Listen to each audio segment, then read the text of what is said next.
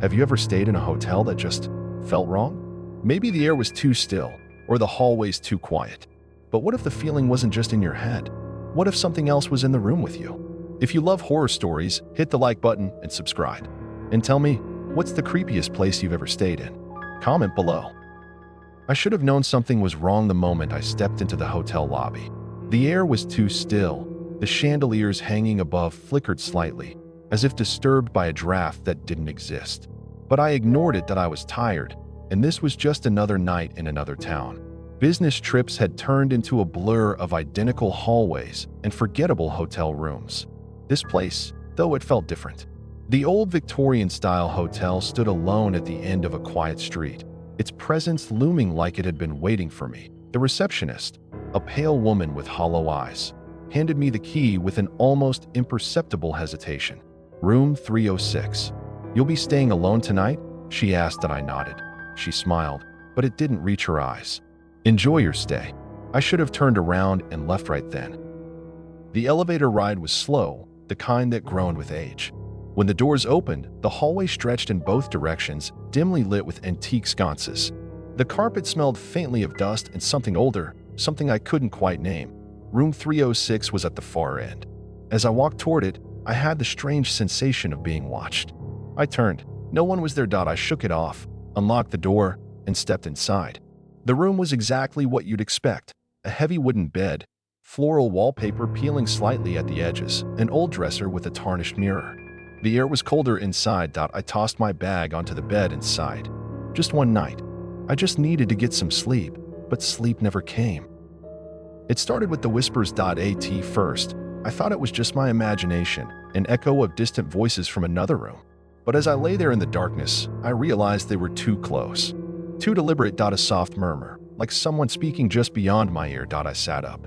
The room was empty. The air felt thick, charged with something unseen. My skin prickled. I reached for the bedside lamp, but before I could turn it on, the whispering stopped. The silence was worse. Then came the knock. 3 sharp raps against the closet door. I froze. The closet was inside my room. No one could be in there, right? For a long moment, I just sat there, heart pounding.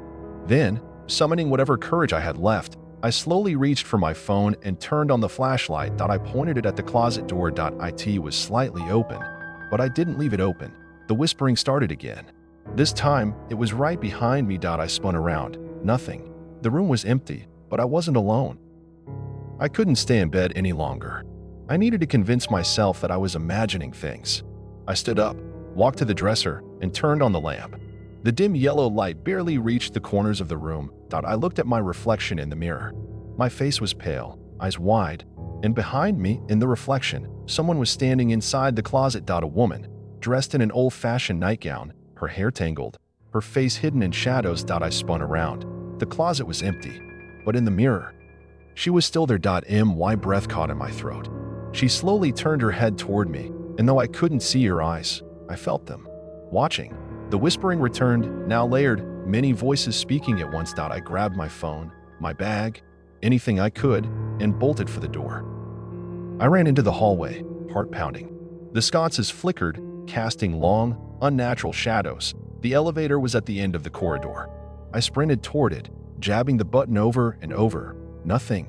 The doors wouldn't open. A soft creak behind me made my blood run cold. I turned. The hallway, it wasn't the same anymore. The wallpaper was peeling away in long, dark strips, revealing something underneath. Wooden panels, scratched and splintered. The carpet had rotted, the scent of mold thick in the air. And the doors were different. No numbers, just empty, open doorways leading into darkness. Except one. Room 306. My door. It was still there, slightly ajar, and from inside, the whispering grew louder. I couldn't move. A shadow stepped into the doorway of room 306. The woman from the mirror. She stood there, motionless. Then, slowly, she lifted a hand and beckoned. A single word formed in the whispers, carried by 100 unseen voices. "Stay." My body responded before my mind could. I ran. The hallway stretched endlessly, the flickering lights above casting erratic flashes of movement, figures in the doorways, shifting, watching. The elevator was gone now. There was no exit. I turned a corner, and suddenly, I was back where I started. Room 306 stood in front of me, the door wide open. The whispers were inside my head now. Stay. I don't know how I got out. The next thing I remember, I was outside the hotel, gasping for air. The sky was still dark, the street eerily silent. My car was there, exactly where I'd left it. That I didn't question it. That I got in, started the engine, and drove. That I never looked back. A week later, curiosity got the best of me. That I looked up the hotel. That IT didn't exist. IT leased. Not anymore. IT had burned down over 50 years ago. Room 306? That was where they found her body. A woman who had checked in one night and never checked out. They say she still waits there for the next guest, for someone like me, for someone like you. So tell me, would you ever stay in room 306? Or would you check out the moment you felt something watching you? If this story gave you chills, don't forget to hit like and subscribe. And if you've ever had a real-life paranormal experience, share it in the comments. I might just turn your story into a video.